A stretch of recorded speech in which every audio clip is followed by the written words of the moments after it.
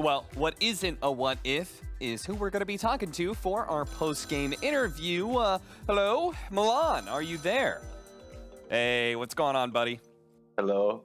What's going on, brothers? You got to be feeling pretty damn good, right? This was kind of the series for, like, you know, as long as you guys, nothing disastrous happened, you guys have locked in a major slot, right?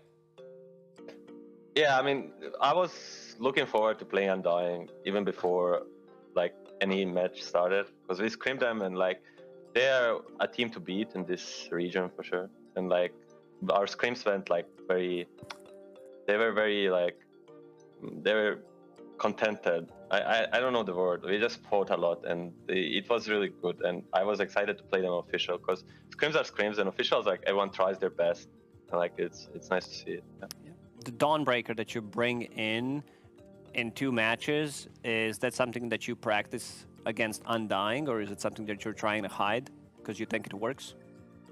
No, in today's Dota, you cannot hide things. There's Dota 2 Pro Tracker. I played hundreds game of Dawnbreaker. If anyone wanted to do their background check, they could see it. And Europe is a bit ahead in meta from NA, I would say. And we just do this thing. I think it's strong. I try it. I don't care what other people think. I want to do things my way. I think Dawnbreaker is very strong against Bane. And yeah, let's go. If anyone checked my Dota 2 Pro Tracker, they would see I play it. How does it feel to be a North American player now? I know it's been a big change for you in some ways, but just tell me how it feels. I mean, yeah, I cannot really say I'm true North American player. I'm playing from Europe. It's 3M here. Shout out to all my friends that are sending me messages. That means they are watching my games at 3M, and it's like I don't know. When I go to NA, finally, hopefully, I will answer your question. Okay. What did lure you back? I mean, you've been on so many teams at this point in time. You bounced around a little bit. You were, of course, on J-Storm for a period of time. What lured you to this spot here on Quincy crew? Was it Kezu? Was it somebody else? How did you end up here? I think the biggest impact on this had my friendship with Quinn, and that I had been invited to stand in for them for the Singapore major. Right. I actually tried out with them. We liked each other, and I liked how guys perceived the game and how the atmosphere was. They were very relaxed, and they let me do whatever I want, which is like very nice. They're like supportive, and like that is what I like. And they're also good at Dota. I think you cannot exclude other. Like, you need to be also good at Dota, and you need to be a good friend and teammate. And they kind of had both. And I wanted to, like, yeah, that was my best offer, and I'm glad it was. And like, I just like the guys. Yeah. I know you like to talk a lot during the game, call the shots. Is there a specific person that calls the shots during certain periods of the game, for the early game, during the draft? Like, who talks the most? Like, and who's the guy that to listen to? Like, when someone says, you know, we do this, who's that guy that you listen to? I mean, we have a different understanding of Dota. We have a final word guy, that is Kezu. He's our captain, and he does the final word. But we have a view, at least I have a view, and I explained, we agreed on that shot calling is a team thing, and whoever sees the play can shot call it. And usually in Dota, like, strongest guys see the most opportunities, because the more items you have, the more gold you have, the more opportunities you have naturally. So the more opportunities to shot call you have.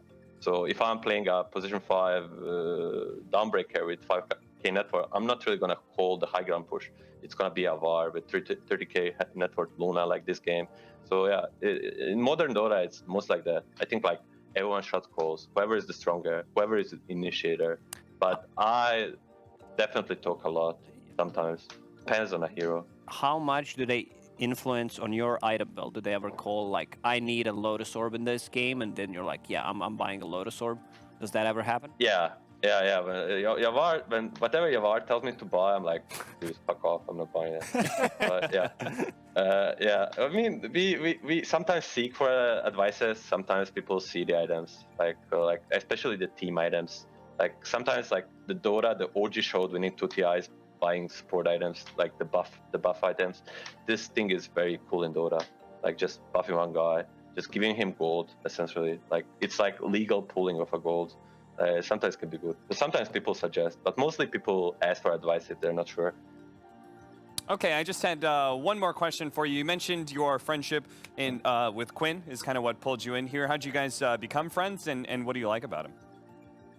Oh, I like that Quinn is cool, calm, and collected. As you Yeah, may sure. know. And we became friends back from 2017. We met at TI, like before TI 7 qualifier.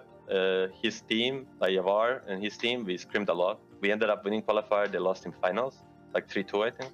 And like we were scrim partners, so we played every day, like 4-6 games. And then we met at TI. Like he's a nice guy. Then after TI, like we met in some lands when he played with Ritsu, because previously I played with Ritsu, and then naturally like circles go together. And yeah, he's a nice guy. He's a nice person. And I enjoyed spending time around him. Has he ever flamed you in a pub though? Oh, I cannot remember, not in the last 5 years, but before probably. Okay, good to know. Yeah, it happens. It always happens at least once. All right, thank you so much, Milan. Anything else Thank you you, want to give a guys. shout out to? Yeah, just shout out to all people supporting us. Like it's been a bit of a rough road playing from Europe so late, but yeah, a lot of guys, a lot of people in Europe like us, a lot of people in NA like us, and I just want to say love back to all of them. Thank you for supporting us. Hope we can deliver again and again, and we'll try our best. Thank you, guys. All right, we'll definitely be cheering you on, Milan. Thank you so much for coming on. That was Milan.